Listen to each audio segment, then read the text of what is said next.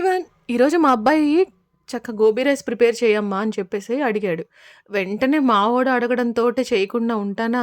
వెంటనే అయితే వాడి లంచ్ బాక్స్‌లోకి super tasty yummy gobi rice అయితే ప్రిపేర్ చేసేసాను. నిజంగా టేస్ట్ నేను చేసినందుకో ఏమో అని చెప్పను కానీ నిజంగా చాలా అద్భుతంగా కుదిరిందనమాట. ఎంత బావుందంటే ఇంకా నాకు తెలిసి గోబీ సీజన్ అయిపోతుంది కూడా లాస్ట్‌కొచ్చేసినియి. ఇంకా ఆల్మోస్ట్ అందులో చిన్న చిన్న పురుగులు కూడా ఉంటున్నాయి. చెక్ చేసుకొని, జాగ్రత్తగా చూసుకొని క్లీన్ చేసుకోవాల్సొచ్చింది. ఇంకా ఫైనల్లీ అయితే ఇక గోబీ రైస్ కోసం ఇంట్లో ఉన్న వెజిటబుల్స్ అన్నీ వాడేశాను. ఒక చిన్న తప్పు చేశాను. ఏంటంటే సోయా సాస్ ఇంట్లో ఉందని చెప్పి వేశాను కానీ, ఇంకా న్యాచురల్‌గానే చేసుంటే బావుండేదేమో అనిపించింది నాకు. తర్వాత అనవసరంగా అది వేశాను అనిపించింది.